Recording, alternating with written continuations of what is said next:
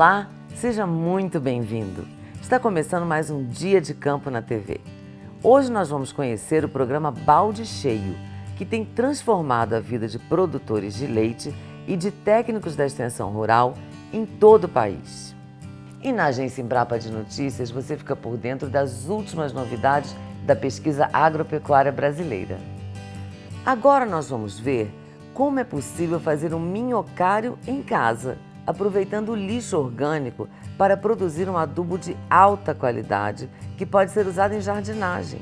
Além de reciclar o lixo doméstico, a prática é uma excelente alternativa de atividade para esses tempos de isolamento social. Confira! Além dos resíduos sólidos, o lixo orgânico também pode ser reciclado. E uma forma de realizar esse processo é através do minhocário. Essa prática pode ser implementada no meio rural e urbano. O pesquisador Gustavo Schiedek fala sobre a diferença de estrutura entre os dois meios para a montagem do minhocário. Uma grande diferença que nós vamos ter entre um minhocário no meio rural e um minhocário no meio urbano é justamente a questão da escala, né, a quantidade de material que eu tenho para reciclar e a estrutura que eu estou disponibilizando para esse minhocário. Enquanto no meio rural eu não preciso comprar basicamente nenhum equipamento em especial, no meio urbano eu preciso ou comprar um conjunto ou tenho que fabricar um conjunto para que eu tenha um minhocário um pouco mais controlado. A maior parte dos resíduos que podem ser usados no minhocário doméstico são os restos da cozinha. Restos de folhas, frutas, cascas de ovos, componentes relativamente pequenos comparados aos que serão usados no meio rural. Na propriedade rural, a prática é basicamente trabalhada para a reciclagem de esterco dos animais. Esse material é misturado com qualquer tipo de palhada ou resíduos de agroindústria e, após, colocado no minhocário para que as minhocas façam o processamento da matéria ao longo do apodrecimento. A única coisa que o agricultor precisa ter é o alimento que vai ser disponibilizado para as minhocas. Eu posso localizar o minhocário na sombra de uma árvore, que desde que não pegue os raios solares ao meio-dia, entre as 10 da manhã e as 2 da tarde, que esses raios solares não incidam diretamente sobre o minhocário, e que não seja um lugar onde acumule água quando chova, é perfeitamente possível nós montarmos um minhocário eficiente numa condição dessas, não há nenhum impeditivo. Já no meio urbano, eu preciso ter um pouco mais de cuidado. Eu preciso ter uma estrutura como caixas ou como latas perfuradas, onde eu vou colocar o alimento, porque senão posso ter problemas com a presença de ratos, de moscas, de baratas, e quando isso começa a acontecer as pessoas se desestimulam, né, de fazer a reciclagem desses resíduos. De forma geral, as minhocas podem se alimentar de qualquer resíduo orgânico. Porém, Gustavo ressalta alguns tipos de sobras no meio rural e urbano que podem ser evitadas. Além dos cuidados mencionados pelo pesquisador, no minhocário doméstico deve-se evitar materiais ricos em proteína, como restos de carne vermelha ou de peixe. Já no minhocário da propriedade rural, deve-se evitar a inclusão de estercos que não passaram por um processo de maturação ou que estão contaminados por algum produto. Os estercos de suínos ou de aves são estercos muito fortes, precisam passar por um processo de pré-compostagem, que nós chamamos, para que a gente consiga justamente tornar eles aptos para as minhocas. Já no meio urbano, os resíduos que mais dão problema, com maior frequência pelo menos, são os resíduos de cebola e de alho.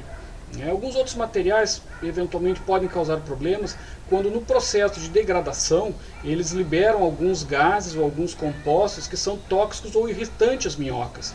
A seguir, Gustavo mostra o sistema do minhocário doméstico que utiliza em casa. Na caixa superior são colocados os resíduos orgânicos. Ao longo do processo de degradação, as minhocas sobem para esta caixa e realizam o consumo da matéria orgânica por meio de sucção. Então o que nós temos aqui? Eu uso palha de serraria. mas é a maravalha grossa, não pode ser aquela maravalha fina. As minhocas elas não comem isso aqui, mas elas vão, esse material vai servir de suporte, de estrutura, para que os resíduos não compactem e acabam dificultando os processos de oxigenação do resíduo. Como é que eu faço o meu processo? Eu, com uma ferramenta como essa aqui, eu abro uma pequena trincheira, abro um pequeno buraco aqui, coloco os meus resíduos aqui dentro.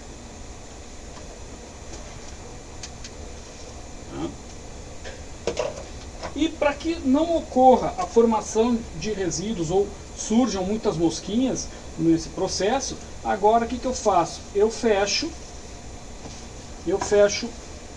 isso aqui por cima. A caixa inferior é onde o resíduo está em fase de degradação. Inicialmente, é colocado nesta caixa apenas os resíduos orgânicos e a serragem. As minhocas são colocadas somente após a matéria orgânica iniciar a fase de apodrecimento. Quando as minhocas começam a surgir na caixa superior, significa que o material da segunda caixa está perto do ponto ideal de transformação. O resultado encontrado na caixa inferior é o humus, produto formado na decomposição da matéria orgânica colocada no minhocário. Este adubo é escuro, solto e tem um aroma de terra molhada. Normalmente, o humus é utilizado para a qualidade e nutrição das plantas. Vejam, aqui nesse espaço era exatamente igual a essa caixa que eu acabei de retirar. Havia maravalha, ainda existem pedaços aqui de maravalha misturado com resíduos orgânicos e a gente não consegue mais identificar o resíduo orgânico presente aqui. O que eu faço com essa caixa aqui? Eu retiro essa caixa e deixo ela secando alguns dias, justamente para que fique mais fácil trabalhar com esse material daqui para frente. Quando os resíduos orgânicos vão se degradando, atravessam as caixas e chegam na caixa coletora. É nesta caixa que fica o chorume, líquido que se origina do apodrecimento da matéria orgânica. Neste último passo, o pesquisador mostra uma estratégia alternativa para utilizar o líquido. O minhocário ele não deve gerar chorume. Quando ele gera muito chorume, possivelmente você tem um problema que está faltando maravalha, está faltando material orgânico, resíduo seco para misturar aqui. Porque quando você perde o churume, quando sai o churume lá embaixo, significa que você está perdendo uma série de compostos aqui que são importantes. Então o que eu faço? Eu pego o churume e ao invés de utilizar ele diretamente numa planta agora, eu pego ele e eu molho esse material aqui. Isso dá uma acelerada na decomposição desses resíduos. Eu acelero o processo aqui sem perder os nutrientes. Lembre-se de que o mau cheiro no minhocário é um indicativo de desequilíbrio. Isso acontece quando há uma quantidade excessiva de matéria orgânica em relação ao espaço disponibilizado. Além de ser uma boa prática sustentável, o minhocário pode ser uma atividade alternativa em meio a um período de isolamento como este. Utilizar os resíduos e gerar um fertilizante orgânico não é somente uma ação de racionalidade ambiental, mas também é quase que uma terapia ocupacional, porque você se dedica a alguns minutos por dia para transformar um resíduo, que depois esse resíduo vai ser utilizado em uma atividade manual, de uma jardinagem ou algo parecido, que vai trazer uma certa satisfação pessoal. Então é interessante não só como uma questão ambiental de reciclar por reciclar, mas também uma opção de atividade nesse período que às vezes as pessoas não pensam que é possível fazer e que pode ser bastante prazeroso trabalhar com esse tema. Criado em 1998, o Balde Cheio tem mudado a vida de produtores de leite e técnicos da extensão rural pelo Brasil afora. O programa é baseado numa metodologia de capacitação continuada que prevê a adoção gradativa de tecnologias pelos produtores conforme a capacidade de cada um. O resultado é o aumento da produção e o resgate da autoestima de quem vive e trabalha no campo. Veja na nossa primeira reportagem.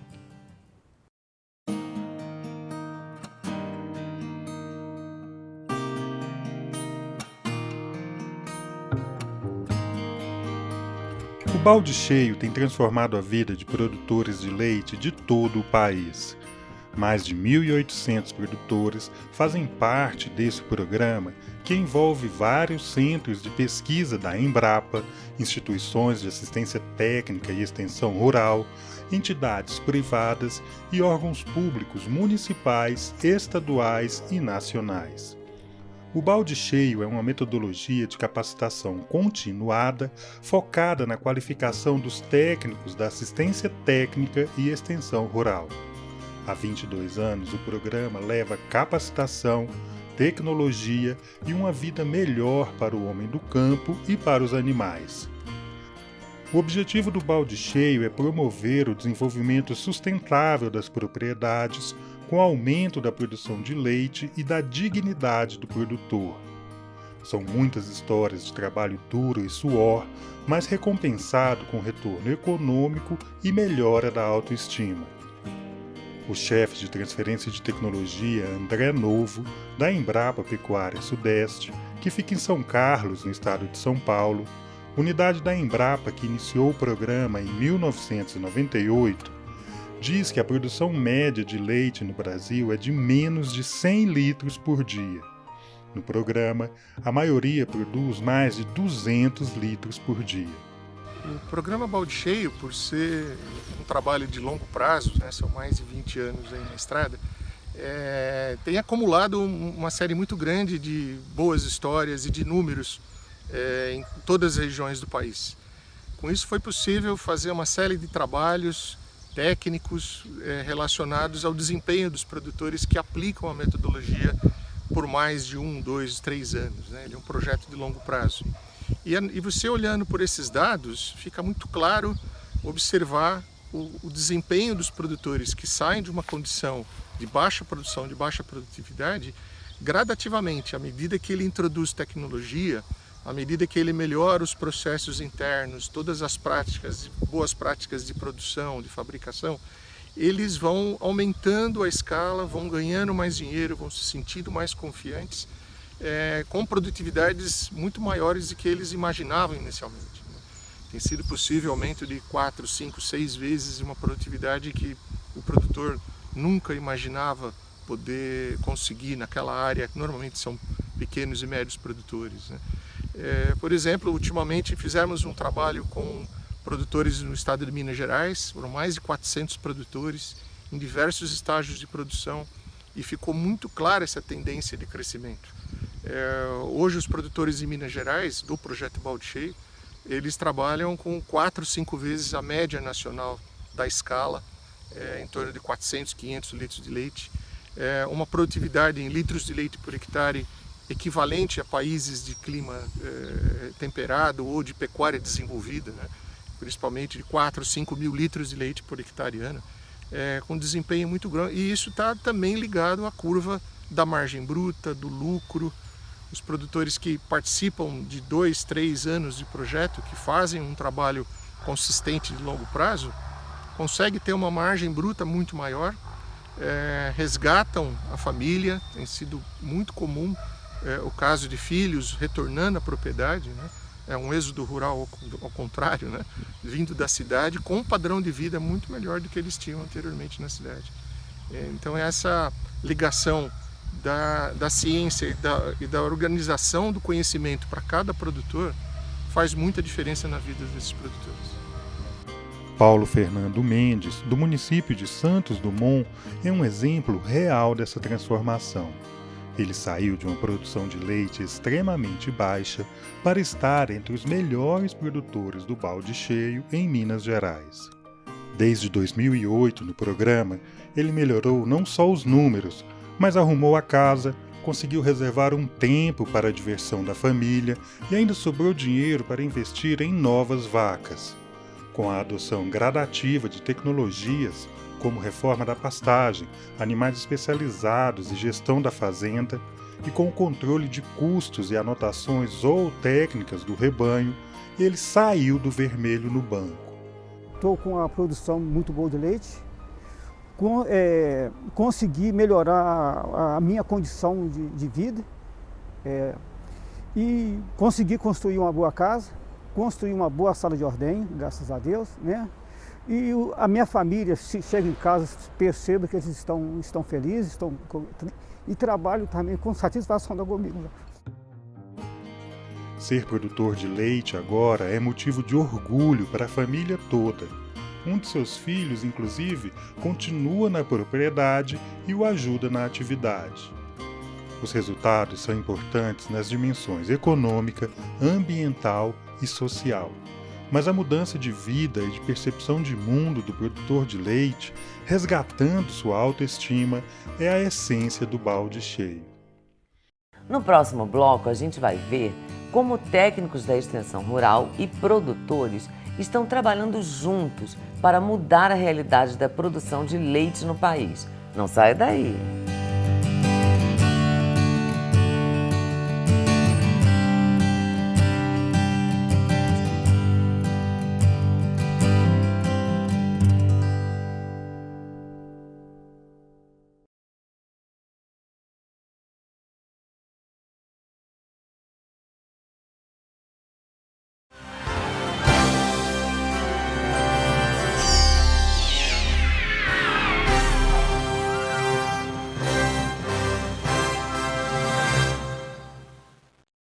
Estamos de volta com o Dia de Campo na TV para continuar falando sobre o programa Balde Cheio.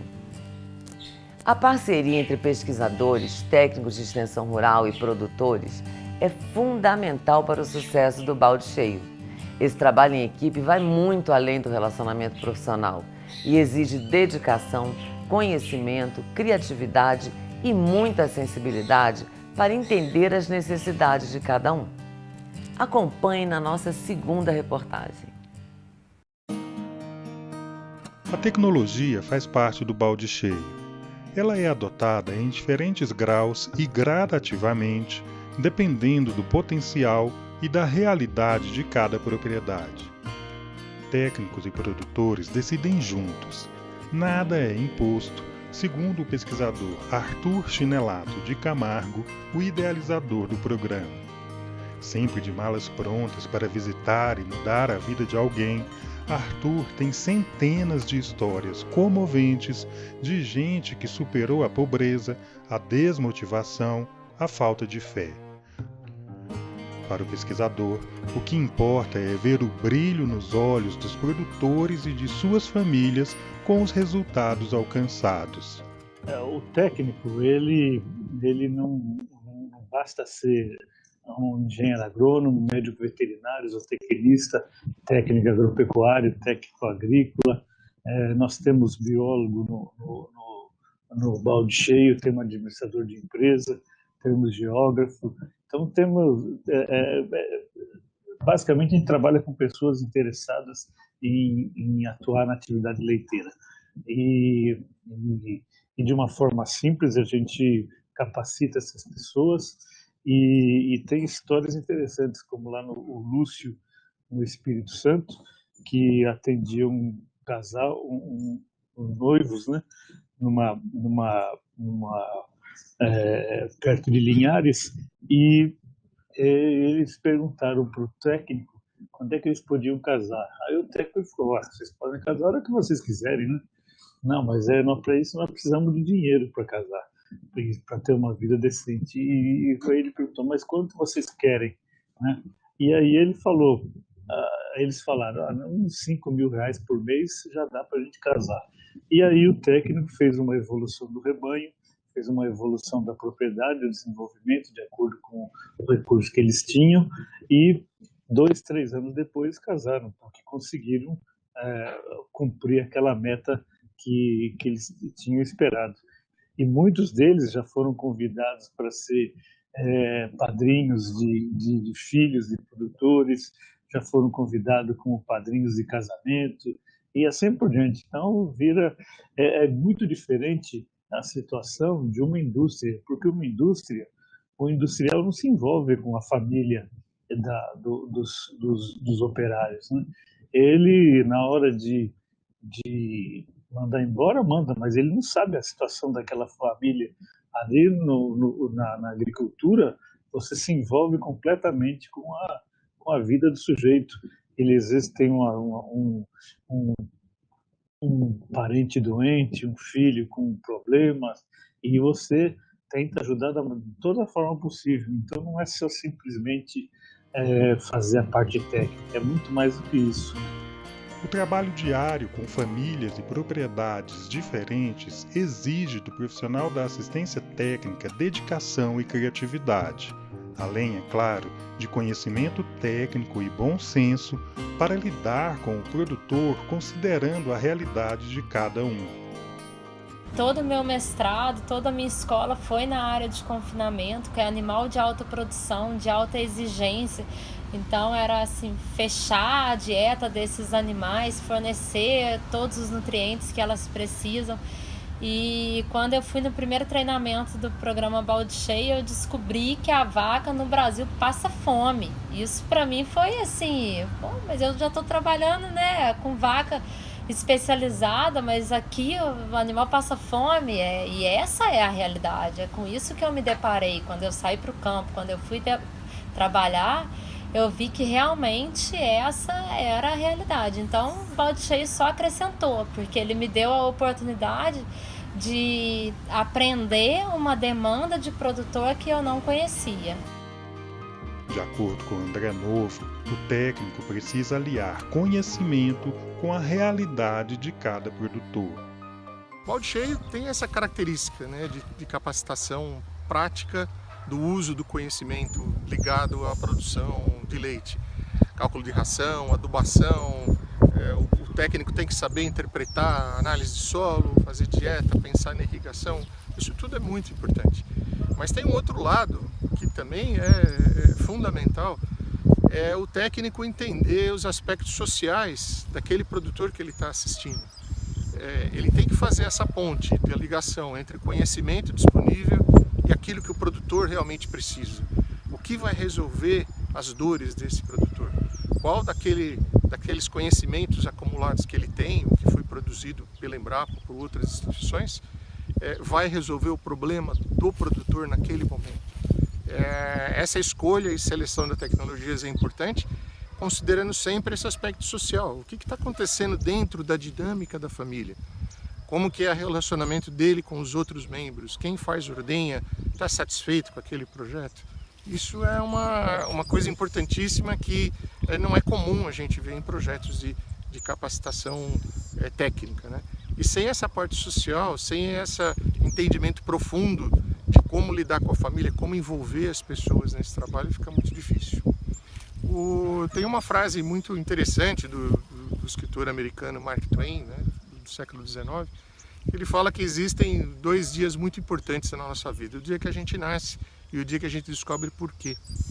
E essa ligação da ciência mudando a vida das famílias dá um propósito muito grande em todo esse trabalho do Balde Cheio, porque efetivamente você consegue mudar a vida das pessoas para melhor por meio do conhecimento. Isso também acontece para o técnico, né? O técnico também se sente valorizado, o pesquisador se envolve como se fosse uma grande família, uma rede de troca de informações, mudando a vida das pessoas.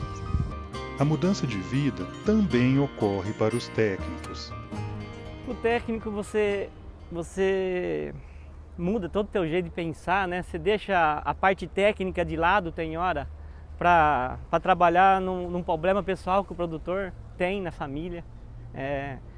A gente acaba virando um integrante da família, em que o produtor, com o decorrer do trabalho e vendo o resultado, pega uma confiança na gente, em que tudo que ele vai fazer na vida dele, ele pergunta para você antes, eu vou reformar minha casa, o que você acha? Você acha que eu devo reformar? Você acha que eu posso esperar? Você acha que... enfim, então a parte técnica tem hora que fica de lado e a parte da família fica muito mais, vamos dizer assim, muito mais próxima, né? Então você tem várias famílias em que a gente ajudou a ele sair daquela situação complicada, de uma situação financeira muito ruim e com dívida, e depois de 4, 5 anos de trabalho nessa propriedade, você vê que a realidade deles mudaram, o padrão de vida deles mudaram. A vida deles também não é fácil. Muitas vezes viajam distâncias longas e ficam longe da família, mas segundo Colombo, os resultados compensam os esforços. O bem-estar da família também é foco do técnico. O relacionamento, na maioria das vezes, ultrapassa o profissional. Ele vira um membro da família. Afinal, sem a figura dos técnicos, o balde cheio não cumpriria suas metas. Gostou do assunto de hoje? Quer saber mais ou tirar alguma dúvida? Então anote o telefone da Embrapa Pecuária Sudeste, que fica em São Carlos, no estado de São Paulo. O código de área é o 16 e o telefone é o 3411-5600. Pela internet, o endereço é www.embrapa.br/faleconosco/sac. A Assembleia Geral das Nações Unidas instituiu o ano de 2020 como o Ano Internacional da Sanidade Vegetal. Mas você sabe o que é fitossanidade e qual a importância dela para a nossa segurança alimentar? É o que a gente vai saber agora no quadro Sempre em Dia com o pessoal da Embrapa Amazônia Oriental, que fica em Belém, no Pará. Confira!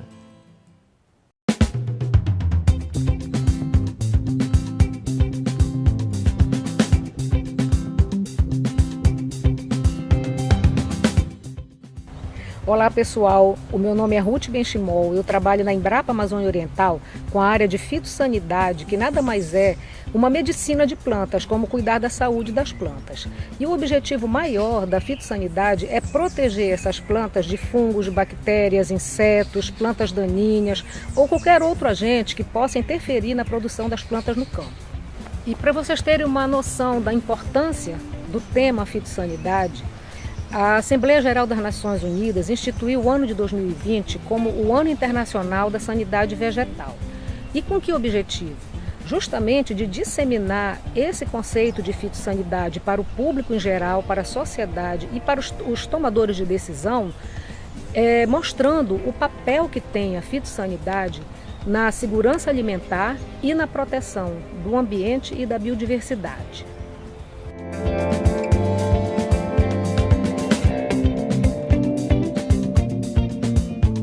A grande importância de ter plantas sadias no campo, que é onde entra a fitossanidade, é justamente você conseguir uma grande produção de alimentos numa mesma área. Então, numa mesma unidade de área, você vai aumentando a produtividade usando as tecnologias, usando o manejo das pragas e das doenças, para evitar a abertura de novas áreas, para evitar o desmatamento.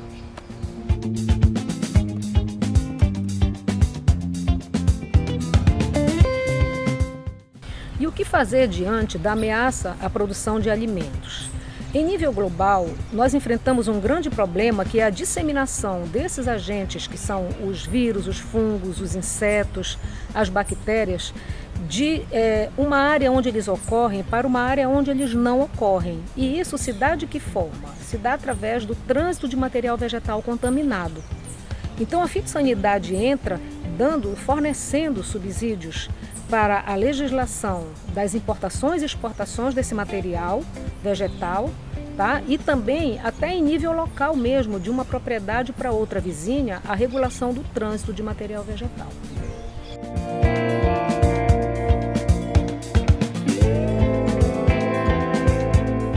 A pesquisa agropecuária vem atuando no Pará, no que tange a fitossanidade, com as pesquisas que a Embrapa Amazônia Oriental desenvolve, com grãos, por exemplo, o caupi, a soja, tá? Com fruteiras como o açaí, o bacuri, o cupuaçu, e como espécies florestais, como a sumalmeira, o taxi, paricá, dentre outras. Então, nessas culturas, a gente vai nos plantios e estuda os problemas que estão acontecendo e desenvolve pesquisas para resolver esses problemas, para controlar o ataque de insetos, de doenças causadas por fungos, por vírus, bactérias, de um modo geral.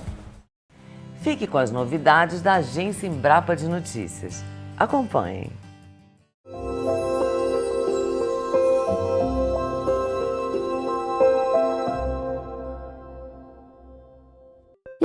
novidade de hoje é um óleo essencial capaz de controlar pragas importantes da agricultura. Ele é extraído de uma planta amazônica chamada de pimenta de macaco. Nos testes, ele mostrou eficácia no controle de pragas como a lagarta do cartucho do milho. A boa notícia é que ele pode ser utilizado com outros inseticidas convencionais, reduzindo custos e impactos ambientais.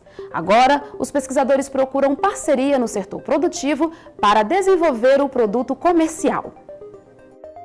Semear aveia preta e trigo no sul do Brasil durante o outono e inverno aumenta em 54% a produtividade da soja. O desempenho se deve às raízes e às palhas dos cereais que permanecem no campo, formando matéria orgânica para a cultura seguinte. Segundo os pesquisadores que realizaram o experimento, as raízes melhoram a qualidade física do solo, favorecendo a liberação de nutrientes para safras subsequentes. E pecuaristas do Pantanal contam agora com um guia de gramíneas nativas do bioma, com descrição das plantas e recomendações para a pecuária sustentável. O manejo da vegetação pantaneira é bom para o gado, para o produtor e para o meio ambiente. Segundo os especialistas, as pastagens nativas são de alta qualidade e prestam um valioso serviço ambiental. E para saber mais é só acessar o endereço da Embrapa na internet que aparece aí na sua tela e conferir as novidades da pesquisa agropecuária.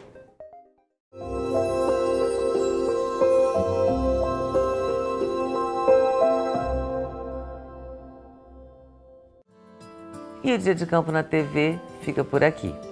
Para assistir a outras reportagens do programa, acesse www.embrapa.br/Dia de Campo na TV. Até mais, tchau e se cuidem!